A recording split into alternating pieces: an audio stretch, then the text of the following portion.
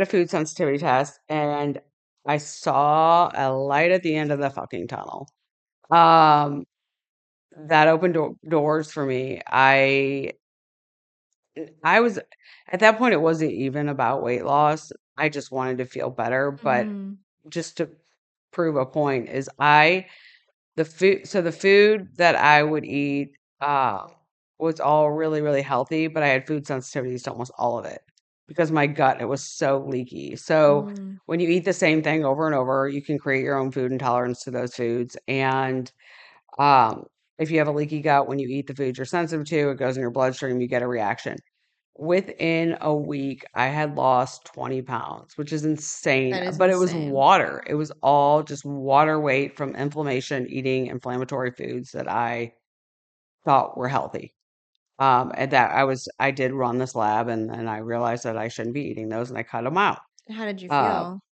a lot better, but not 100%. And then, because the diarrhea did not go away. And then he's like, well, we should run this hormone panel. And so then I did a hormone, adrenal, I tested my cortisol, all that. And I started that protocol. And within 1 month, I felt like, I was like, this is what normal is. So feel me when I bring it, sing it loud. I'm from the loot and I'm proud. Run a mile for the cause. I'm right. Hi, guys. It's your girl, Nakama, your favorite Jew from the Lou. Welcome back to my podcast. And today I am so honored to have Samantha Lander. Thank you so much. Oh, I'm honored. I'm Yeah, excited. I'm so excited. You're one of the first guests that made me feel like a real podcaster Oh, because this has been fun. It's been like friends and family or people who I've been excited about, but like you're the first person who reached out to me. And I'm not gonna lie, I thought you were a bot at first. I'm not a bot. 'Cause I was like, I'm so new. Like, what does she see in my podcast? But I was like so honored that you trusted me and my platform and my audience to share your story. Oh, So well, thanks. yeah, thank you. Yeah. I did write down some of your titles because I'm like, oh, I'm so bad at remembering names, Oh, let you're alone good. titles. But a little bit about you is that you're a functional diagnostic practitioner.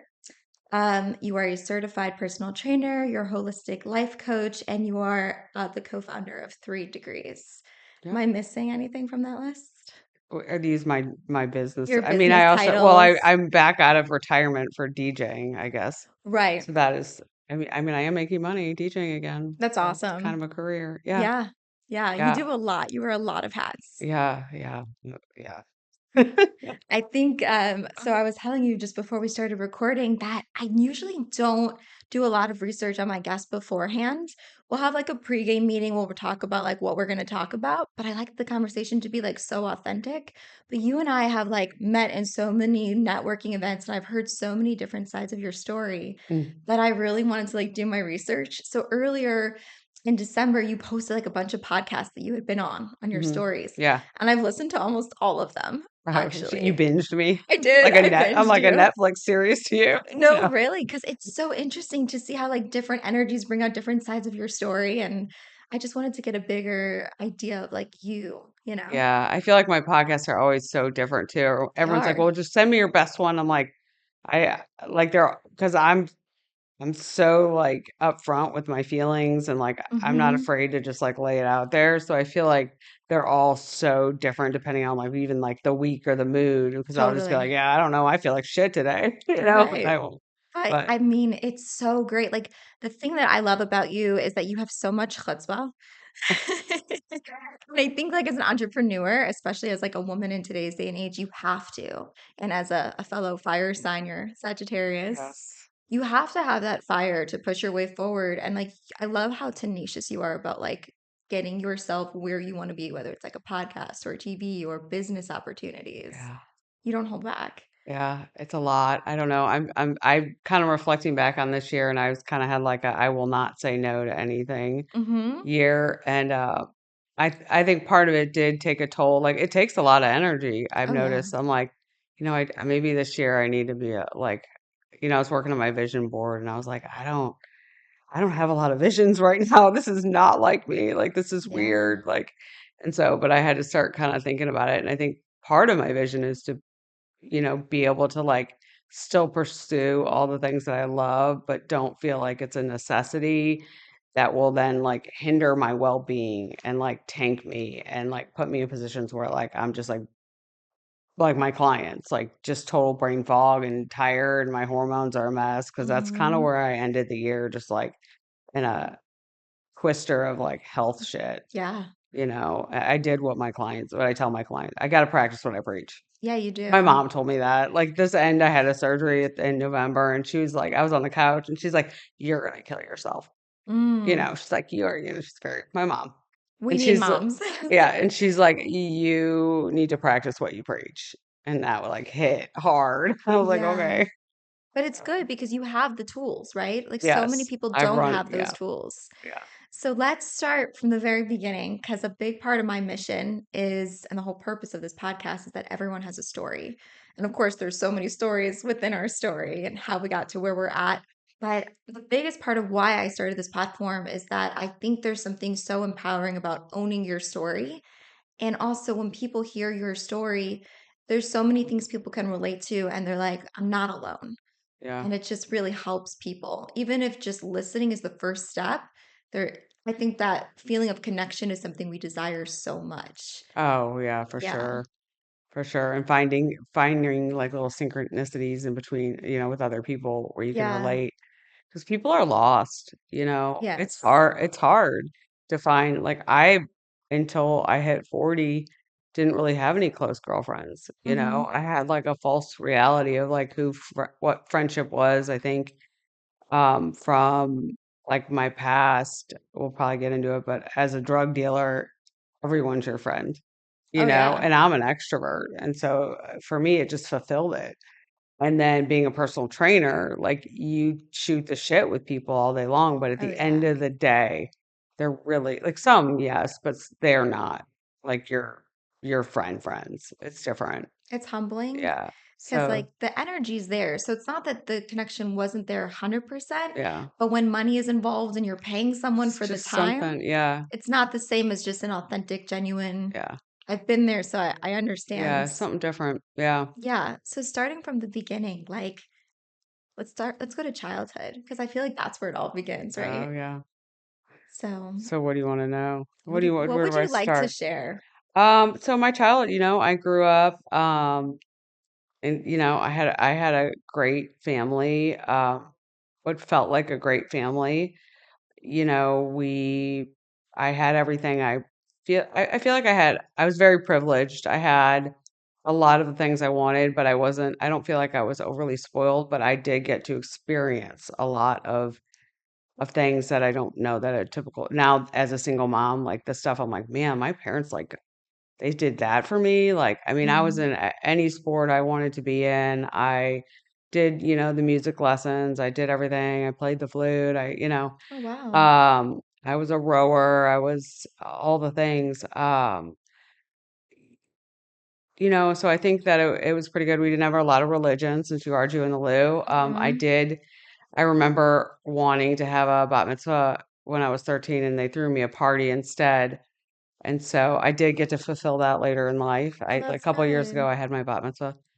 Um, but it was pretty good. I was a very rebellious kid, kind of hitting my starting in eighth grade is kind of where that began. I think that the dynamic of my family shifted, and there was all of a sudden like a lot of rules that were put on me to ensure that I didn't start to act out. Because Mm. anyway, just and so I just kind of was like, "Fuck you." And I have the ism. I'm an addict, so for me, everything is just like all in. So I didn't want to be told what to do. And I remember like in eighth grade, I got caught smoking pot on a ride in Six Flags. It's kind of where it started, like really my addict behavior, I would say. Um, and then high school was pretty crazy the first 2 years, and then I got into like rowing, and I sort of realized like as long as I get good grades and I do really well and it looks good on paper, then I'm gonna be left alone. Right. And that was kind of my goal. I didn't want to be controlled. I didn't want I got my own job. I always had a job. Like I was always working multiple jobs, like always like very entrepreneur as a child. Yeah. I remember like I had like a little desk, like one of those like desks that pulls down. I remember I would Yeah. buy candy at this little White Owl market. I would go buy candy and then I would like set it up and then sell it to like my brother's friends or my parents. Like I'd sell, like I started doing That's that so then. cute. I know anything was like I was like, I am going to make money. But I love working. Like I have always loved it. I've always had multiple jobs. It's really empowering to be Yeah, able to provide for yourself. yeah, and I feel like then nobody can control me. And Yes. I don't know where I got that. I have been like trying to figure this out actually all year. Like, where did I get this understanding that like if someone helps you out financially, then you owe them something, I feel that's so you natural know? though. As a child, I could relate to that feeling very much so. Like, Okay, I don't know because I feel like yeah. there's people who will just be like, yeah, I'll let my parents pay for that. I'll let that person pay for that. Like, I don't even like if I go on a date, Mm-hmm. I won't even pick a place to have dinner because I don't want them to hold that meal over me if it doesn't work out. Oh, wow. Like Yeah. it's just weird. I don't know. Um, I was a rower. I was on the crew team. That was kind of my sport that I ended up really excelling in. Um, and I was going to go do that at Michigan when I graduated school, but then that I kind of eh, being a Division I rower when you're 5'4" at University of Michigan is did not work out for me. And Right. I wanted to party. I was just like I'd been doing really well. I'd been rowing, and I mean, I kind of like I did the college thing, and I did it well. That's where the drinking. I just was drinking a lot. So that's kind of where that went. What more? That was my childhood. Yeah. Yeah. There's a lot there I mean, there's too. a lot. Um, but I don't know. I don't like we could go into like the emotional part of my childhood, I feel like was really hard. I think a lot of people underestimate the impact that like just emotional dynamics of your family and how Mm-hmm. that can impact you, even though it looks so good on paper. 100%. Like none of us were doing anything wrong. I didn't grow up with like an alcoholic parent that was abusing me, like nothing like that. But when you try to figure out why you're like picking certain men or you're doing certain things or the choices you make as an adult and why you can't break certain behaviors and habits and Yeah. where they're all from. A lot of it you got to go look at your childhood. Mm-hmm. Um, You have to be maternal for your own little inner yeah. little child, So right? I mean, there's definitely stuff, Yeah. and I think if you are a empath and you take on a lot of people's emotions. I don't like people to be mad at me or upset or hurt people. Yet I'm like the boldest, most unfiltered human you'll ever meet. I Like love I it. will tell you what's up, Yeah. but then like I don't want to also like hurt you. So I've learned to be better about that. But like, But everyone needs a friend like you I, in their life. It's yeah, so important to not have just like people around you who say yes all the time, yeah, who are just bold and unfiltered and say it like it is. And maybe it might be a little blunt sometimes, but it's from love. And I think yeah, intention is huge. yeah. I think it's also really big what you were saying about how, like, coming from the picture perfect home, I think a lot of people assume that if you have like addiction or trauma later on in life, you must have come from this chaotic childhood. But I that's not always the case. It's crazy. I was just talking to my aunt the other day, and she's like, "Oh, with all the alcohols in our family." I'm like, "What are you talking about?" Right. I'm like, "Who was an alcoholic?" And then she started naming all these people. I was like, "Oh, I didn't even know that," because I don't think I've never seen my dad ever like drunk, like not even I don't like never. Right. And my like I just don't have I haven't seen it like I do it in my family at all. Um, But it can skip, right? Genetics is so interesting yeah. how it could affect parts of a family, but not necessarily every single No, person yeah, in the family. yeah. And I mean, I think there's also like, I mean, there's behaviors. I don't know. I mean, is it the obsessive compulsive? Is it like, yeah, I don't know. But Right. I don't, yeah, it's It right. It feels like doesn't, there's like two parts of your personality too, right? Because there was the people pleasing part with your family, but then there was also this bold energy that just wanted to make an impact and not be filtered. by anything. So those are two very different energies. My mom is pretty unfiltered. Yeah, I definitely get that from her. She will tell you, straight up. yep, Hmm. we're a pretty straight up family. Yeah, I But mean, I don't know. I've done a lot of work to be I work with people, so you have to be able to know what someone's limits are. right. You know, my clients that come in are not they're not ready to be I don't know why I'm super cry, but they're not ready to be told like, like you need to eat this, you need to do that. Like a lot of them. Some do. You have to be able to read the room Yes. for sure with clients. And I know firsthand, like when you're dealing with that, like you've been to every fucking doctor and told Mhm. that you're fine, and like it's like a and you don't know what to do. You're completely lost with your health. It's a really, really, really dark place.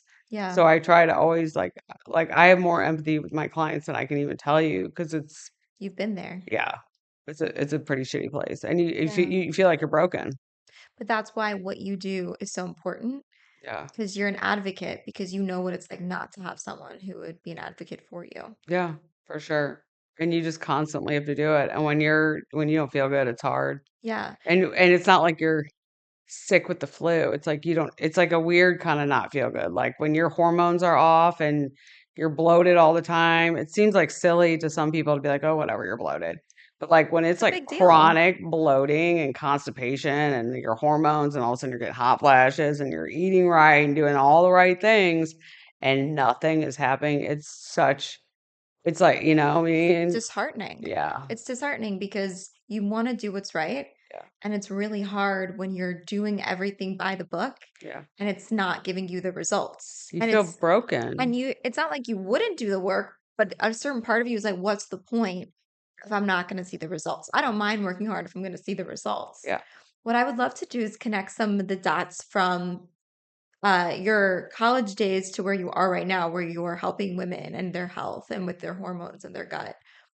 So, how did you go from like that party days, getting into alcohol and being where you are now in recovery? Like, what was that Oh, journey like for you? that journey. Yeah, You yeah, want to talk about that journey? So yeah. how did that go? Junior year of high school, I had a bad breakup sophomore year, and just like that one kind of took me under. Like I'd never really been in a serious relationship, and that's Hmm. probably one of my first like loves. It was a really bad breakup, and then after that, I kind of lost my way, and then I went out to LA to visit a friend of mine, and he had just come out of the closet, and so it was kind of my first exposure to like large groups of gay men, Yeah, and I felt so safe. yeah. Um, they were my friend for me. It wasn't like I had to be anybody else. They weren't trying to sleep with me. It Hmm. was just like, and I felt really, really safe, and like I was determined to move out to LA after I graduated college, but they also party a lot, or I mean, a lot of people party a lot, but there's a scene for sure out in Hollywood, and that's when I got introduced to the cocktail of drugs that were because at the point I wasn't really drinking. Alcohol since the day I started all through high school. I mean, I was always a blackout drinker. I hated it, hated the way it made me feel, everything about it, but I did it because it was An escape. yeah, and it was Yeah. what we did, like, in Clayton, like, it's, like, what we did. It's very normal, and I never really liked smoking weed, but I did, I found my first pretty much found my perfect cocktail out there, and that was a combination of GHB, meth, and meth. I did a lot of GHB when I went out, I tried meth, and it was the first time I literally felt normal. I have ADHD, I mean, we Hmm. all do, but or whatever. But it, like, took me to a point where I felt normal, Yeah. and I'll never forget the first time I was flying out to LA, and the first time I'd gone out this is maybe the 3rd time I'd gone out there, and we'd been partying all weekend, and I I'd been doing GHB all weekend, and then I did meth for the first time, and you don't really overdose on meth, but that's when I overdosed, I guess, on GHB. and ended up in Cedar Sinai, waking up like just pulling white. Like I was naked. All I know I was naked, and my ID was under like the Oh my gurney, God. and I'm like pulling IVs out It's and like terrifying. run down the hallway and like found my friends. I was like, let's go. And then I remember like opening my shirt, and it was like bruises from them trying to like resuscitate me and stuff. Like I don't You don't remember any of remember it. it. No, they said I was That's like so foaming at the mouth, crazy. and I was like done, right? I was gonna quit doing drugs, and but I didn't like the meth. Like, I mean, it just made me feel so normal. There was no way that that was the end of it, and that just became. I pretty much started using meth nonstop until April 19th, 2006, when I went to rehab. Um, and after that, I moved out to LA when I graduated college. I had a job opportunity out there. It fell through. And I decided, and I was selling some drug. I would bring drugs back with me and sell them at college and stuff like that. Nothing like really serious. It was sort of just to pay for my habit. Yeah. And I didn't drink. I was actually working for a liquor company at the time, but I didn't drink. So I found my perfect, what worked for me, that I didn't Right. black out and I still had control, because it was all about control. Everything's about Yeah. control with me. Like I want to feel like I'm in control. I hear that. Yeah. Yeah, I mean, I'm a little bit of a control freak. I'll admit it. And I I moved out there and the job fell through, and I decided that, and I've always had a passion for music. I'm an old soul. Mm-hmm. I Music will change my mood within like 30 seconds if I hear a certain song. Yep. So, I mean, I was a spinning instructor. Everything I did has always been tied. I did synchronized swimming for 7 years. I Oh, was a spinning cool. instructor. Yeah. Like everything has music that I love. And I have been going out to a lot of clubs with these gay guys, and I just like loved electronic music. Hmm. And I decided to buy 2 turntables and become a DJ. I was like, I am going to be I just, like, saw it. It Yeah. was so weird. I sometimes I wish I couldn't just have a vision, because I could just see myself being a very successful, like, I could see the club that I would be at. I knew Hmm. what I wanted to do, and Hmm. I was gonna go there, and that's Yeah. what was gonna happen. I bought 2 turntables. I took, like, a little, like, turntablism, like, class, So and fun. I started doing it, and it just, like, blew up. I knew there weren't a lot of women DJs out there, and so I was like, "This can't be that hard," Yeah. and there was, like, one other female DJ, and she was mostly hip hop, that was, like, local like that, and it grew, and it grew fast, That's and so that was a cool. full-time career. But I also was selling drugs, and that grew fast, and I decided that, I it was for me, it was getting really risky, and it was growing, and that freaked me out, so I decided to cut back on selling to a lot of people and selling a lot of drugs at once to 6 people, like, or 6 or 7 people. That was, like, my number, Yeah. right? I was like, anything more than that, then no. And so, I mean, it was just insane. Um, Almost like your regulars, like the people who were. yeah, no, the regulars were like, who I didn't even deal with it. It was just like, it was just so much. It was so crazy. And, you know, basically my dealer got busted, and then Okay. Yeah. um the guy that I had been in a relationship from took 9 gallons of GHB that was left at the scene where my dealer's house had gotten raided, and brought it to my house. And Mm. I didn't know that they basically followed it. Oh my But God. I mean, so I ended up basically having a full SWAT raid at my house too. And that's kind of when shit hit the fan. It's literally like a movie. It's Yeah. Yeah. It crazy. was crazy. I mean, there's so many details to it, but I mean, it was nuts. It was like, Yeah. Did you you would ever think thought the that it would ever, you end this way? Like, no. no. Well, so I quit selling 2 weeks prior. Okay. So you were trying to change and like get away I from it. knew, and part of it was I was in a really toxic relationship, and I was Mm. like in survival mode. I knew that was gonna break, like it was breaking me, and that kind of took over because I'm that empath, and I Yep. mean I was with a narcissist, and it was Ugh. like Yeah. it's like That's the end of I was everything. stuck in that whole thing, and I wanted to prove to him everything that, like, I did Mhm. care, because they tell you, like, "You don't care about me, you don't love me," and I'd be like, "But I do." I mean, just really abusive. Yeah, that was a whole thing. But yeah, so I don't know. You don't think no, I did not think it through. Yeah. No, I didn't. I guess there's also that high of the I don't success as know. well, right? Like when it's Yeah. working and Well, I then was making a lot of money, but like, I mean, there's always the fear and the anxiety that you're going to get busted. And it was pretty, after my guy got busted, then like a lot of that anxiety started. And there's definitely, but the longer you do it and the more you get away with, I think then you sort of like lose sight of like, well, they're not going to fucking fuck with me. Like mm, I'm not like some big dealer, but the next thing you know, like you are a big wow. dealer. And it's Yeah. like, I don't know. My moral compass was so off at that point because once I got sober, I could see like the stuff that bothered me was what if I gave drugs to someone that gave it to a child and that child Mm, died? Or what the trickle effect of it. ramifications. Yeah. Yeah, that's the stuff that what if something happened to that person? I could have killed that person. And Mm, when I went to rehab, I remember calling that guy I had been in a relationship with, and I said, you know, you should really go to treatment. Like it's amazing.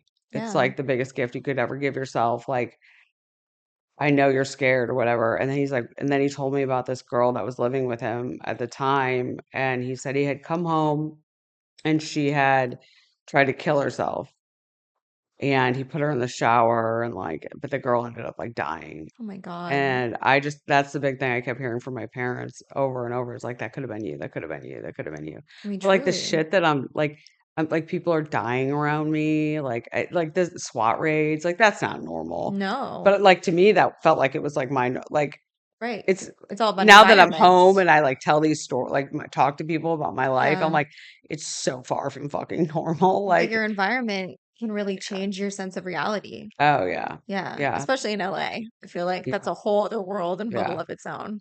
Yeah, Yeah. um, and the disease of addiction is cunning and baffling. So Mm. whatever I want to tell myself that's going to make it okay for me, oh, I quit selling, but it's okay. I can keep using or whatever it is. But I was looking at so I basically picked up an LA case and a potential federal case. When I got out after the SWAT raid, I had like a $500,000 bail. They had let me out the next day. Um, on my own recognizance that I'll like show up to court. And then the Missouri feds were at my door. And so I was looking at a federal case too. And it was a Missouri federal, like postal investigators were there. And so that was a potential case. I used to ship drugs home to a girl who would sell them here. And Oh, her wow. people got busted, said she, just da da da It's a da. whole Yeah. operation. Yeah. And so that was potentially happening. Um, and at that point, I'll never forget, I looked at my dog. It might have been like a week after all of that. And I looked at my dog and I said, should I go to treatment? And I didn't really know what that even meant. Like I just knew that I went to go visit a good friend of mine who had gone to treatment a few days prior and he was like, this Mhm. is amazing. You should come, blah, blah, blah. You really gotta like, change your life.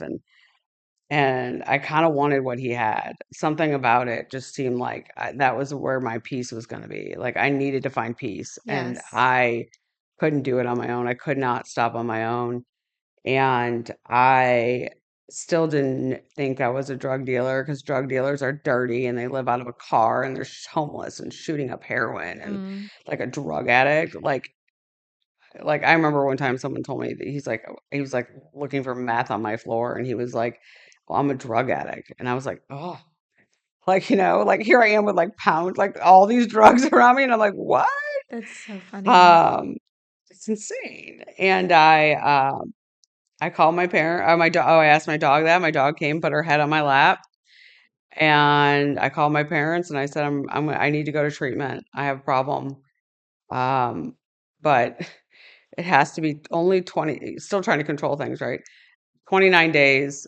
It has to have a pool. Okay. And I found this one in like Malibu where you like get massages. It didn't even have a 12, Like a spa oh, almost. 100%, like Yeah. promises, maybe, whatever. Like I think a lot of celebrities go there. Yeah. And I remember they called back and they said, There's not even a 12-step program there. You are not going there. Sorry. And I like gave him some crazy numbers. I remember being like, it's $50,000 down, but it only costs $7,000. Like, this is how like out of it I was. Oh, Like, I wow. some weird combination. They were like, "What are you even talking about?" But I found this amazing rehab out Cornerstone out in Orange County. It was like if I could bottle it up and sell it, I would be a billionaire. Mm, It was it was incredible. I remember like laughing for the first time, like summer camp, like oh, you know what fun. I mean? Where you laugh so Yeah. hard you think you're gonna like pee your pants and your stomach sore. Best. Yeah. Yeah. I mean, every day it It was was like a like that. gift that was given back to you. That's And really it great. and I think part of it is like I was with like my people, like they understood it and there was Hmm. and maybe I found out like there is something wrong. Like there is like a disease, like addiction is a disease. I'm not just weak and I can't not do it Yes. or like I just didn't understand any of it and I didn't understand that I was a drug addict, you know. It's empowering. Yeah. And I have no problem. I've never like people. A lot of people don't want to admit that they have that that's what they are. But the second I realized that I was, I mean, I wore that shit loud and proud. Like I have no problem telling people. I'll be Hmm. at the grocery store and someone will be like, you know, they'll be handing out like wine. I'll be like, no, I'm a fucking alcoholic. Thanks. Like I don't care. Like Yeah. I don't care. Like if you It's want to, magnetic to yeah. have that kind of energy, to own your I don't story and know. just be unashamed about who you are. And I also think like I love like I've heard on so many of your podcasts that I was listening to where you're like you always reiterate like what brings you so much meaning is like being in acts of service. Yeah. And I think that's what's so cool is because you found peace through your sobriety journey. And then now you're on this like mission to create this legacy, not just for your son, but also just like I think for everyone, to be honest. Yeah. Legacy is a big thing. Um, I don't know. I was telling someone, I was like, "Do you think it's weird?" I was actually literally like, I think it was yesterday. I go, you know, I spent so much of my time like, I don't know. I'm starting to think of like my legacy, like my drive to leave like a good legacy is almost like hindering my well-being sometimes because I Mm, care so like I think sometimes like I think a lot like, well, like what would you say at my funeral? So, like, for me, I'll be like, "Okay, I better text that person. I better tell them Happy New Year's. I go above and beyond for someone who doesn't even like, it doesn't even matter. Like, this person is probably someone I don't it doesn't matter, but to me, it matters. there's a lot of But it value. takes a lot of energy. Yeah. And I think the past couple months just dealing with some health, like serious like health stuff with like just sinus, like that's a whole thing. But like I've become very like picky about where I put my energy because I would even do it at like grocery stores. I'd be like, I'd give so much But you're energy. an empath too. I So know it's there's a that lot. extra level of giving, But which for you, you'd have to figure out those boundaries yeah, and I'm that working on that. balance. Because I don't think it's bad where you're coming from, but you don't want to deplete your own gas tank because if you're not full, you can't give to others. Yeah, and I think I've just, um, you know, I mean, basically I've had a lot, like all these underlying mouth infections that makes you feel like low grade shitty all the Right. time, and nobody's known what it is. And so, but then you start like pulling all your teeth, and like it's been a lot. And just your teeth alone are connected to so many organs and meridians, like, Yeah. that's a whole 'nother fucking I've been level. learning a lot by just I watching your know, so stories. it's just Yeah. like, I've just hit, like, this limit I hit a limit, like, I didn't know I had, like, a limit, but it's been like, I was doing all that like like I'd be getting teeth pulled and then go leading like these women events with like 40 people and then Mm, going and starting another company and doing a cold plunge like right afterwards, like all in one day, yeah, it's you a know, with lot. like having teeth pulled 2 days prior, It's a lot. you know, and then I have a pretty challenging kid and that's his story. I don't really get into it because I'm also in it. Right. But you know, that, like, takes a lot, and I'm like, "What do I" like, I don't know, like, I'm You're like like, Superwoman, but "No, I'm the not." problem is on Any the outside, that's how it appears, but on the inside, you could feel like you're drowning because you're doing so much. Yeah. So, like, on the outside, I've had the privilege of seeing you speak at events. That was the first time we met in person. You invited me to Oh, yeah, empower you were one her. yeah. So that was really cool because that's where we learned a lot about like your how you help women with their gut health and balancing their hormones and all of that, which was so fascinating. And I'm so aligned with that on so many levels. But then also getting the opportunity to go to the contrast therapy company that you have Oh, three yeah. degrees. I went to that event last week on New Year's Eve, which was life changing for me. Good. There was the breathwork session, the ice plunge, the sauna. Like you do so much, and I know it's exhausting for you, but as someone who's been on like the receiving end, like there's so much value, and I Oh, receive it it. makes it worth it. Like, I Yeah. mean, we did, I mean, just in the beginning talk when Mhm. that one guy shared about, he just, that guy, so just for reference, a guy signed up for the event. I'm not gonna obviously name names, and Yeah. he basically had like a warrant out for his arrest and was like Wild. possibly going to jail, and he was trying to get sober. Like this guy didn't even know us. Like Really? he followed maybe 3 degrees, and he messaged me. It's like, hey, can I come today? Really? Never, no. It Wild. was not in our like sobriety scene, and he just showed up, He was the and sweetest human ever.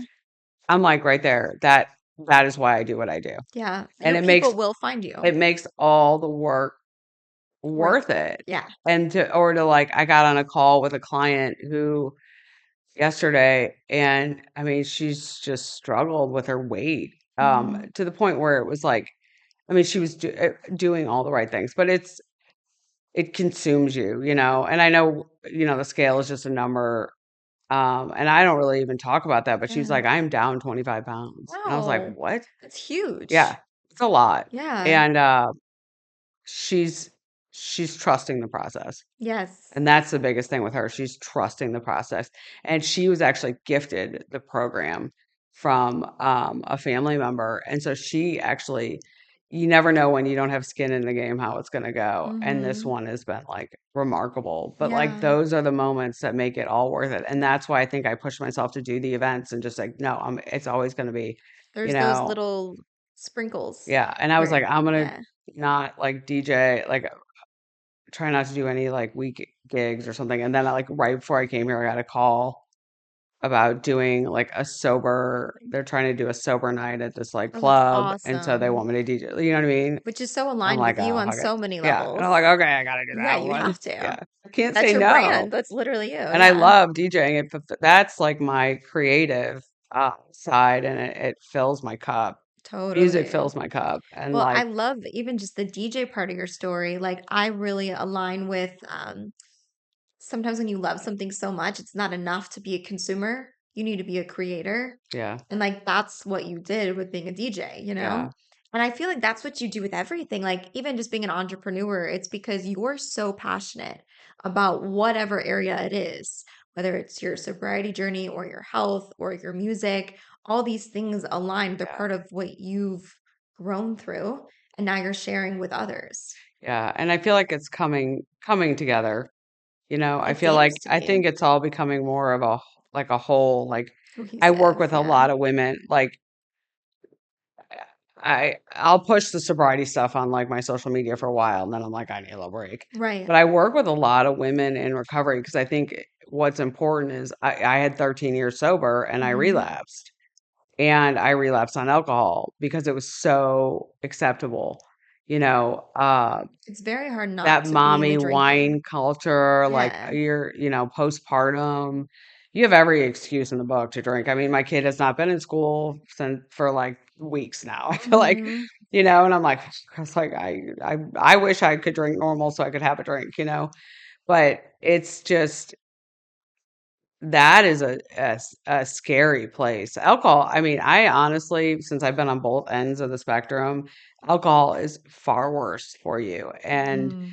to recover your body after drinking is possible, and I don't think women know that, but there's a lot of things that still go on with your body after you stop drinking that you think would be fixed, like the Yeah. sugar cravings, the weight loss, the sleep, like a lot of those things don't get fixed until you start to like work with a practitioner that can help you like regulate your blood sugar and do all the things.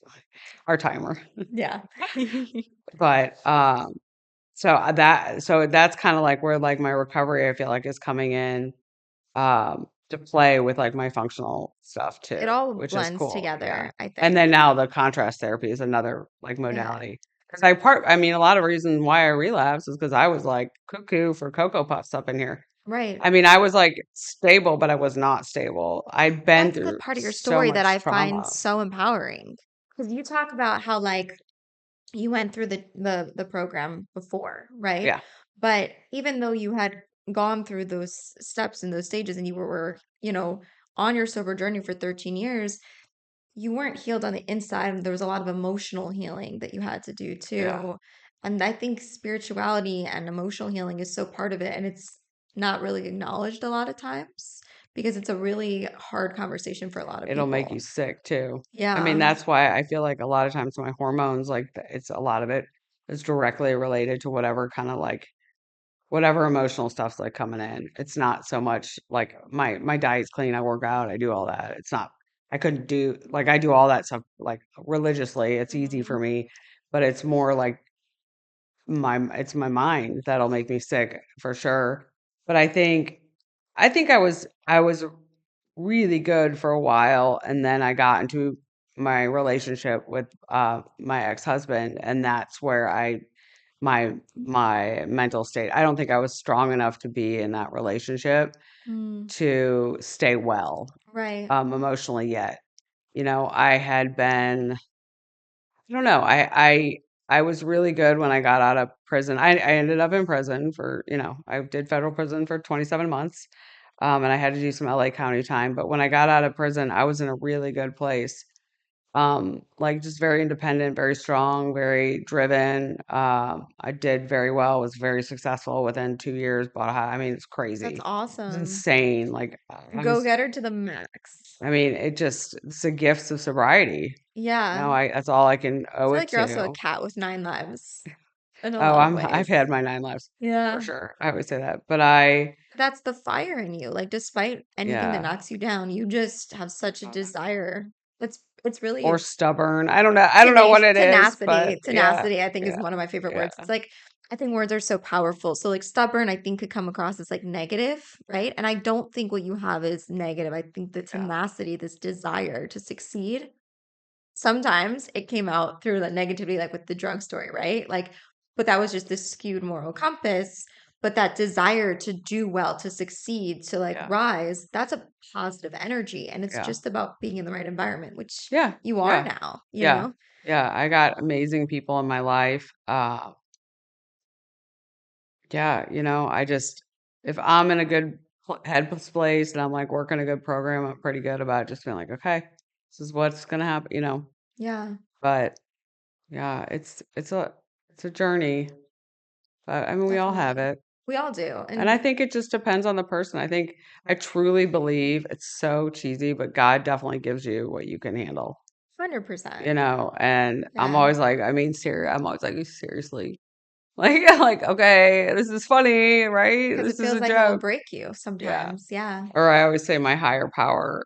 Uh, I was telling something to one of my sponsors one time, and I told her I prayed on something, and she's like, "Well, careful, because what just happened?" She goes, "Careful what you wish for, or careful what you pray on, because Mm, there might be a bat coming at your head, and you might have to duck or something. You know what I mean? It's like yeah, you might get an answer you don't want to hear. totally. And for me, it was. I always say, I mean, I don't know, like not stubborn, but whatever it is, the first time I ever, smoked pot, I got arrested. The first time I did meth, I overdosed. I mean, the list goes on of things that I should have learned a lesson from. And Hmm. so I believe that I truly didn't need just like the LA County time as much as like I didn't necessarily need the federal time. I had to get that federal case too for me to really, really get it. Mm, Because if I just did that LA County time, maybe I would have gotten out, but maybe I wouldn't have stayed sober, but I needed like another fucking whack over my head to yeah. be like, yeah, no, you didn't get it. We're gonna give you a little more. Yeah, totally. And it was the reset that I needed, for sure. This time last year, I discovered Kabbalah, and that gave me a lot of peace because I'm like you, where I'm like type A, I like to be in control. And anyone who's lived life knows that very rarely are you ever in control. And Yeah. sometimes life hits you and it's just one thing after the next and it feels like it's going to break you. And we're told God never sends you anything that you can't handle. Yeah. But a lot of times you're on the floor crying and you're like, I Right. can't handle this. Right. And it's like sometimes you turn towards substance abuse to deal with that, to cope, to escape, even if it's just momentarily, only to be crashed back down to reality when you come back to it. Yeah. Sometimes you just weather through, but you're still so in pain. And so Yeah. Kabbalah like really like comforted me because this concept of let's say you're praying for something and you want it, right? And like your friend said, sometimes there's a bat behind you. So like what's that concept? So for me, the way that it was explained to me with Kabbalah was that like we have this vessel Hmm. and God wants to give us like everything you have a desire for, the fulfillment comes before the desire, which is really comforting, Hmm. which means that if you have a desire for something, if you have a vision for something, that's because you are supposed to be Ugh. living out that vision. How it's gonna happen, how fast it's gonna happen, that just Wait till depends. you're around me more. You're gonna be like, oh Jesus. I You're a mean, visionary. oh my God, the ideas I come up with, I'm like, oh my God. That's not a bad thing though. But it just he talks about the teacher who I like learned Kabbalah through was David Guillaume. And he talks about how like sometimes life has to break you so that your vessel could be expanded so that you can receive what you're meant to get. Huh. Because like you couldn't handle it if you hadn't gone through the character development and the Yeah. experiences, you Yeah. know? Yeah. So things can either happen like be'ito in Hebrew, which is like in its proper time, when fate designs that it's supposed to happen, which could sometimes be with hard, painful lessons, or you can speed up the process by learning to like be positive and have faith and just say, I have certainty beyond logic that even though I don't know why all this is happening, I know it's working out for my good, Yeah. you know? Isn't it interesting? I think too is like the stuff that you wouldn't think would like the things that do kind of break you down the most. Like Mhm. sometimes aren't what I think would break me down. Yep. You know what I mean? Like I could handle like I'm pretty good in chaos because I lived a lot of it's getting harder because I don't have as much. Yeah. But like as I said when I walked in the door, like I've had all these floods in my house. I've had this, I've had that. Like it's like a like insane amount of things that just like shit is hitting the fan right now in my life. Mhm. But it's all like out of my control. It's like my washer broke, like, Right. but that's the kind of stuff like it doesn't even I'm just like whatever, like. Um but when it comes to like my kid or something like that, I don't even know what to do. Mm. It's like stuff like that. Like that's the stuff that's hard. Like being like I'm not that maternal. I'm not that it's getting better, but it's been like that's been an eye-opening thing where I'm just like I don't have any idea. I will ask anyone for help, That's good for though. that. Yeah. That's really Yeah. powerful. Just stuff like that. It's yeah. I had that experience with the contrast therapy that we did with 3 degrees. When we went to the cold plunge, I mean, I knew it was going to be hard. You did great. Did I panic? Oh, well, you kept you looked great on the outside. I think that's my thing. I think I'm really good at looking calm because my name means comfort. Nechama means Yeah. comfort. So I think that's very much like my personality where I look like I'm the eye of the hurricane and I'm calm and everything is okay. But like inside, whoo. Do you ever feel like though, because that's your name and that's what you've been like labeled and told your whole life that you just Mhm, try to fit that role in a way? Like, because I feel like everyone's like, "Oh my God, you're so strong, you're so resilient." Like you've mhm, and I think for a long time it was like I was told that, and then inside I'm like, I'm not that. mm, I'm like I'm broken and I need help. yeah. But then it's like people come at, you know what I mean? I do find that especially strangers when they first meet me, maybe it's my energy or maybe it's because I'm very soft spoken, but like I'll say my name and my last name's Henderson, which is not anything remotely Jewish. So people will be like, oh, like Nahama, that's so unique. And then of course I tell them that it means comfort and they're like, oh, that fits you so well. But it's like they don't know me. It's But funny. off the bat, they're just like, You got a oh, little like mama bearness to you for I sure. definitely Yeah. like I, You got like a soft like mama bear. You do. yeah. But I don't know. But then I've got like a lot of that strong, like I mean, You people got say that, but I yeah. come across that way.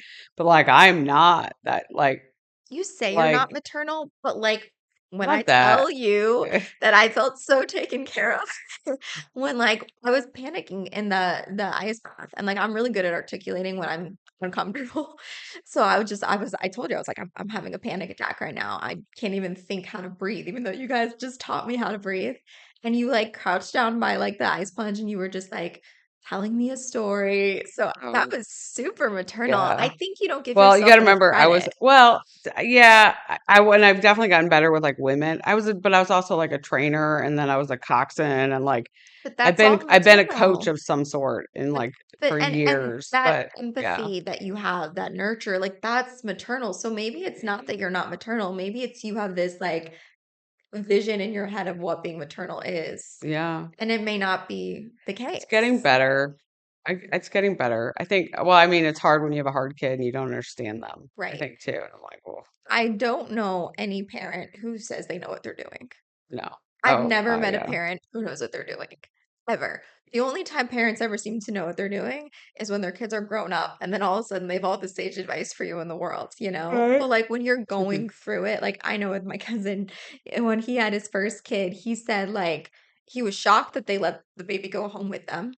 That was a huge shock for him. And then also like that the first year, like that birthday, he was like, it's for the parents. It's not for the kids. Like the kid's alive. We made it. I don't know how. Like it's just Oh yeah. Oh it's a yeah. whole thing. I don't expect it. Yeah. I mean, and then you'll Yeah. hear another story and you're like, oh, like I'm glad I have a boy. Like there's so many things I'm grateful for. He's a good sleeper. Like never like Yeah. there's a lot of wonderful things that I can't imagine. Like, You're showing up. And yeah. as I'm not a parent, but I am a child of parents, right? And so I just know with my parents, like especially as an adult, I you realize the humanness, the humanity of your parents, right? And it's like my parents aren't perfect, but what matters most to me is when they show up for me. They Yeah. don't have to say the right things or do the right things. They're just there. Like you think about Yeah. any kid at a school performance, Yeah. all they want is their parent to show up, and that Yeah. means more to them Yeah. than the greatest gifts, It's all the true. money. It's true. And that's And with my parents do anyone. show up. Like they Yeah. definitely do. They've been there through it, whether it's Showing up for easy, but anyone is huge, right? yeah. Like that's what makes people feel taken care of is when you're there for them, Yeah. you know? Yeah. I think that's what real connection is about in the end of the day. For sure. So the one piece that I am curious about that I don't think we've really talked about yet is like women's health and Okay. how you got into that. I know you mentioned briefly about like some of the health issues that you went through, but how did that translate from you having to deal with that, having to deal with doctors telling you that you didn't know what you were So talking about? yeah, so I grew up just was kind of always like chronically fatigued. I remember having stomach problems starting in like fifth grade, but I was just like always super, super tired and then just kind of bloated and like I just never felt good. Like Hmm. I just knew that I knew that I could feel better. I don't know how I knew that I felt bad, but I was like, a ton of sinus infections, a kid with the allergies. I think it's part of what drugs and then alcohol did for me is it made me not think about my body, like Mm, whatever was going on with it. At least it like numbed me from that. That was a big part of it. But I got into it just through my own journey. And like, after I got out of prison, in prison I got like cystic acne. I've never really had zits ever. Like, yeah, and that was like, I didn't even want my family to visit. Like, it's I've never, painful. oh my God. I mean, I've had a little bit, I feel like of a lot to be able to have like empathy, but like that acne was like, and you become like obsessive. Like, I'm an addict, but I don't know. I was like obsessive. I remember like wrapping the pillow and toilet paper, like anything. Like, is it this? Is it that? Like, uh, and then I got out and, I was strength training and doing working out like crazy. And I was reading Shape magazine and counting calories and doing all the right things. I became a personal trainer. So here I was as trainer and I could not lose weight or reach my own goals. And I had Mm, chronic diarrhea and I was getting more and more bloated. Next thing you know, I was having my period every 2 weeks. ugh, And it was just like yeah, what I was doing is supposed to make you feel better, right? But in turn, I was feeling worse, like way worse. Like, and it was getting like worse and worse by the month. And then, I mean, I was still taking all these courses, and I met someone, and they were like, "Have you ever thought about doing like these functional lab tests?" And this was not like it's pretty hot right now. Like, it is. I don't Yeah, know. I feel like it's come a long way it's from 20 relatively years ago. new. Yeah. Yeah, I mean, it was like doing some witchcraft back then. Mm-hmm. And I did a food sensitivity test and I saw a light at the end of the fucking tunnel. Um, that opened doors for me. I was at that point, it wasn't even about weight loss. I just wanted to feel better. But Mm-hmm. just to prove a point is the food that I would eat was all really, really healthy, but I had food sensitivities to almost all of it because my gut, it was so leaky. So Mm. when you eat the same thing over and over, you can create your own food intolerance to those foods. And um, if you have a leaky gut, when you eat the foods you're sensitive to, it goes in your bloodstream, you get a reaction.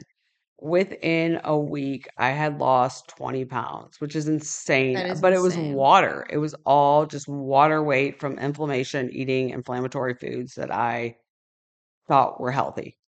And that I did run this lab and I realized that I shouldn't be eating those and I cut them out. How did you Uh, feel? a lot better, but not 100%. And then, because the diarrhea did not go away. And then he's like, well, we should run this hormone panel.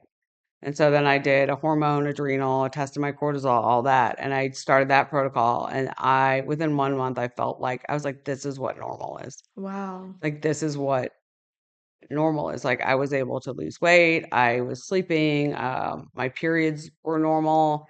And then I still had chronic diarrhea. And so then I did a GI panel and that came back normal. But then I tested poorly. Like, what I know now, um, I knew that I had a parasite. Like, I just knew, like, I had this, like, intuition. I feel like I always say I'm, like, one with the parasites, Yeah. maybe because I've had so many, but I ended up I was I got another stool test from him, and I said, "I'm gonna do this how I wanna do it." And what I did is I did this, like, something called a biofilm breakdown on my gut, which, uh and then I went off all probiotics, no antibiotics, nothing like that prior before I tested during the full moon when parasites breed because I had Oh, learned that. ew. So I was sort of self-teaching this Yeah. to myself. And then I did a 6-day stool sample. So I just put like a little bit in all these random things. And what came back was like day 1 and 2, there was nothing. And day 3 and day 3, there was one parasite. Day 4, there were two. And so Yikes. everything matters when you're doing these labs. So there's a lot of like, I'm not a, functional MD, but like I have a lot of experience where it's like I don't want to waste anybody's money, but I know a lot of like there's a lot of good trainers, there's a lot of bad trainers. There's a Right. lot of people out there running these tests and people are spending thousands of dollars running the test and getting inaccurate results because the practitioner does not know how to tell them how to run them properly. Just out of And that's what happened to curiosity, me.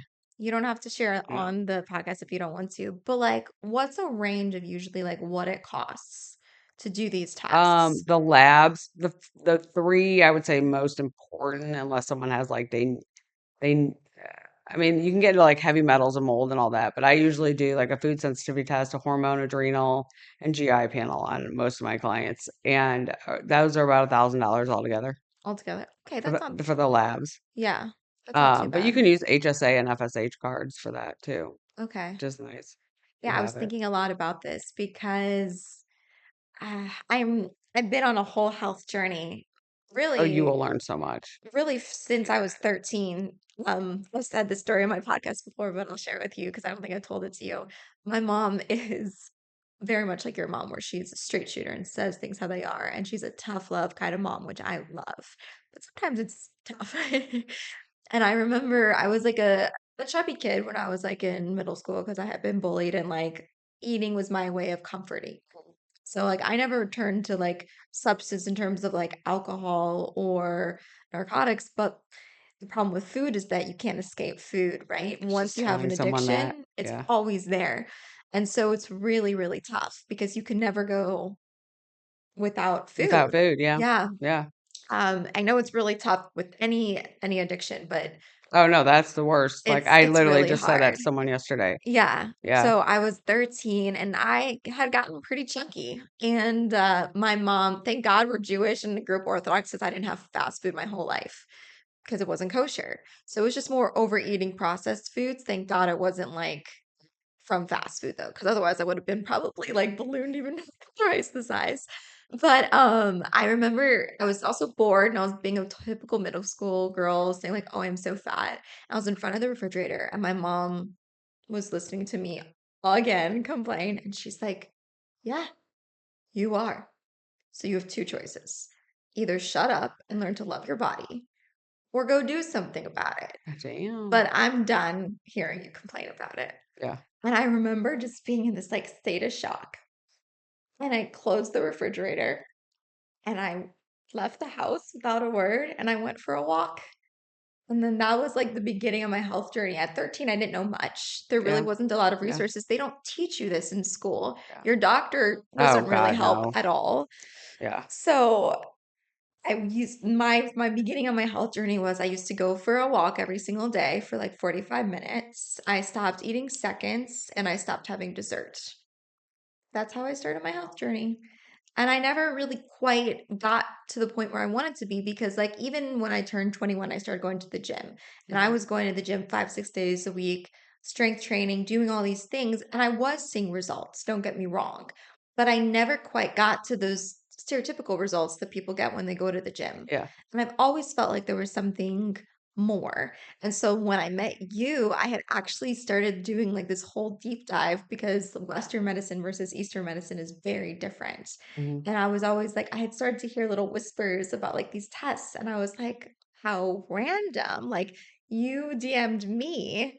And then we didn't meet up right away. It was like months later. But then once I was like more open, I was like, this is very exciting. Yeah. Because it's like, I'm the type that I do a lot of research before I do anything. Yeah. But I've been thinking about this for a long time. And like, it just aligns with me. It's very And empowering. It's very yeah. educating. Yeah, it's interesting to know those kind of things about your body. There's so much more, and It's there's different yeah. seasons. And what I think really speaks to me a lot about what you do is that you want to help your clients get to a point where they can, if ever so often, if they wanted to eat something unhealthy or Yeah. enjoyed like sweets on the holidays, because for me also like part of being Jewish is there's so much food in Mm. our culture and so much unhealthy food in our Oh yeah. culture. And it's like but there's so many memories involved in that and so special. And so, like, I think doing that a few times a year shouldn't be a problem. So if I can learn to like get my health on like the right page, I think that would be super empowering. Oh yeah. Yeah. It is. And then and to touch base on your food thing is like so you got to remember is when I always tell people, especially with like when I'm on like recovery podcasts and stuff, when you eat a food, inflammatory food, right? That Hmm. food that you have a food intolerance to, and these change every 6 months, everything, whatever, it shifts. You can leave them out for a while and then add them back in. It's not an allergy. But if you eat a food that you have a food intolerance to, you're going to get inflammatory response in your body, right?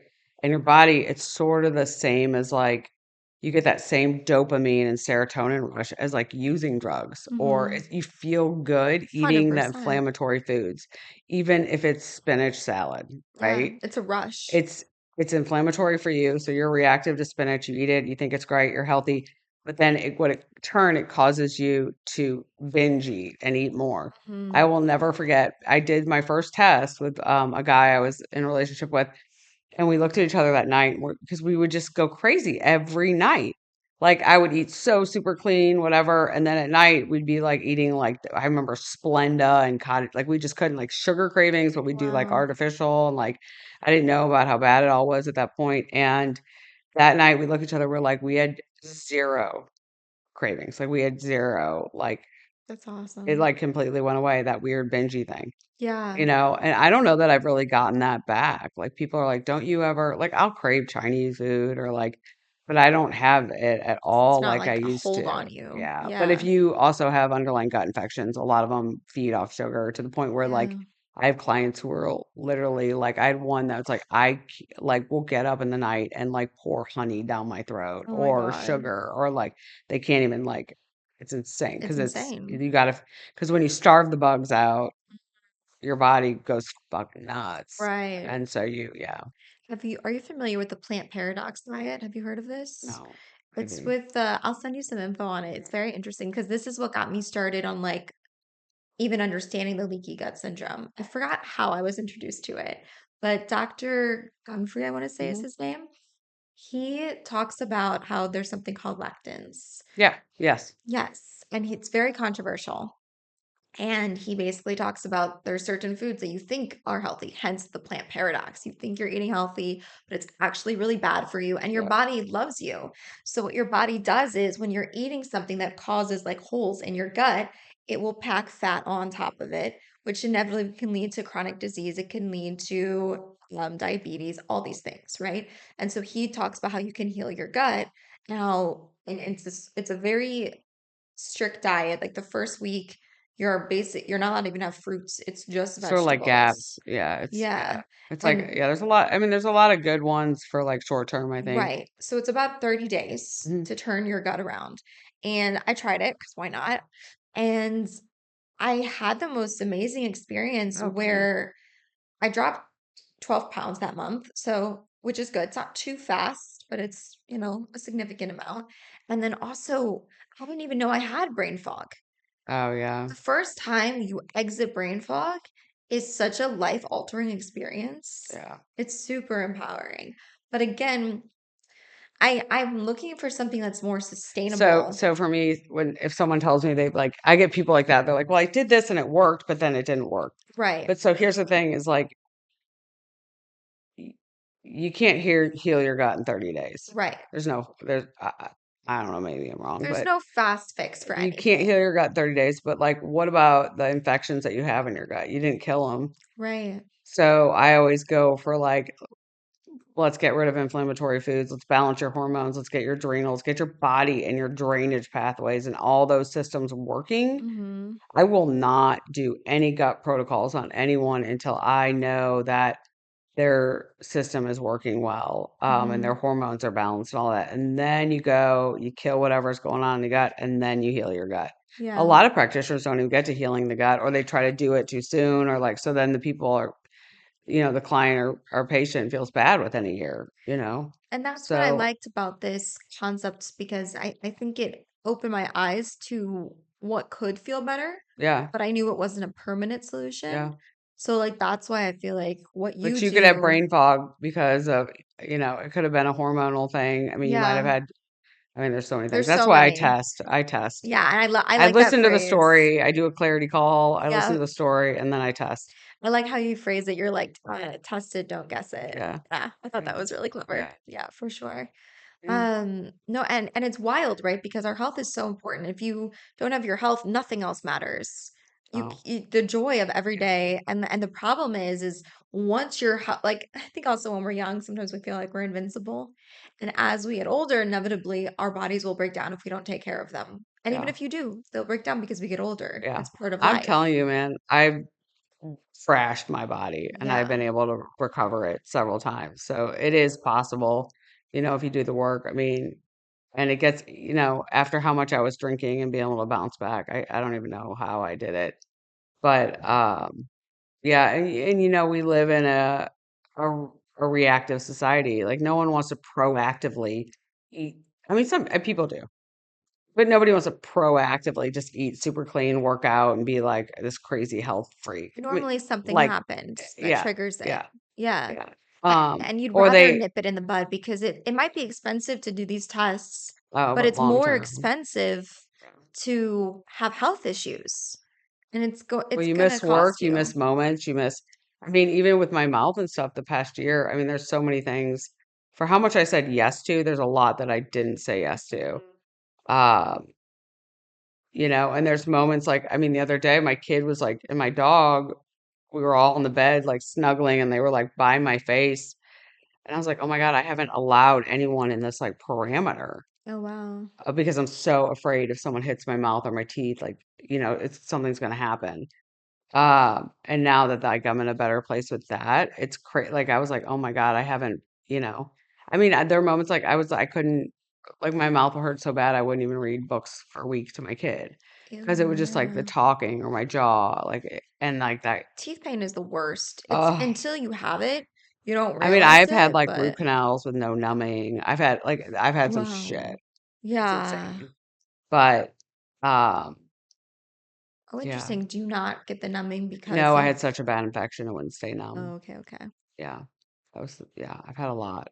I've had 27 surgeries on my mouth in the past That's 2.5 years. insane.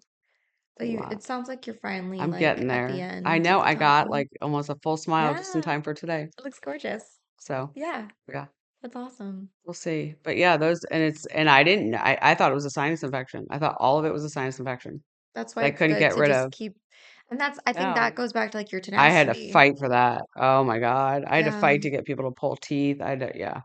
You I still know, kind of do. I was But thinking about what I wanted to call this episode, and I always start off like, because I say my show is like a sitcom.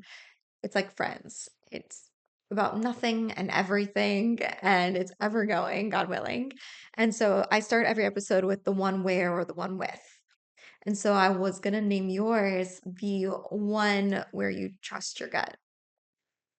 you have to. Trust your gut I because mean, the other day, I had a surgery and then I had this tooth back here, and I was like, I prayed on it. I don't know. I'm just telling you, you just pull it out. My dad's like, no. I'm like, no, I'm telling you, something's not right with that one. I go, I mm, got two more. I go, something is not right with these two, and I'm telling you, they're coming out. And I didn't have enough on the side to do anything there. So, and he went to pull it out, and it just like it was a molar that like almost just came out of oh my my jaw. God. And he was like, well, that was a bad tooth. I'm like, I told you. You know You your body. know, it'll show up. Symptoms are your body's way of telling you. Yeah. And also, it goes back to like what you do with is like it all starts with your gut and your gut health too. So it's like trust your gut to advocate for yourself, but also trusting your gut in terms of like it all starts here Yeah, and then you yeah, work your way out. yeah. Yeah. Yeah. This is so great. I'm so glad you reached out to me. I'm so glad we had a Oh, chance to yeah. like really connect. Well, I was like chewing the loo, and I think I had probably just had my bat mitzvah or something. So I was like, anything Jewish, I'm on. Let's Yeah, go. Yeah. Where did you celebrate your bat mitzvah? Temple Israel. I love that. So how did that come about later? Because I mean, you just decided, "No, I've never gotten it, I wanna I celebrate." think that I wanted to raise my kid Jewish, and I was trying to get sober, and I was trying anything to connect with a higher power. I just wasn't Mhm. figuring that out, and I was trying too hard, I think. I don't know what I was doing.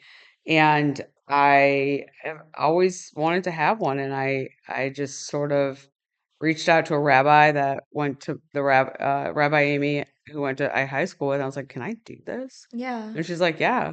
that's And awesome. so for me, I learned late the power of religion. I wanted when I was younger, and I don't know if I knew intuitively, like my gut knew that I should ask for one because I needed it. Mhm. But part of the program, they use God. And I don't know that the first time I got sober, I really had a higher power. I think I was just so done that Yeah. I didn't even I had no desire. But I don't remember a lot of the higher power praying and God stuff. But I feel like if I had had some sort of religious foundation, whether I chose to be Jewish, atheist, whatever it was, Buddhist, whatever, I could have maybe found a better way. Mm. Maybe not, you know. But when I was in prison, I saw the power of religion firsthand.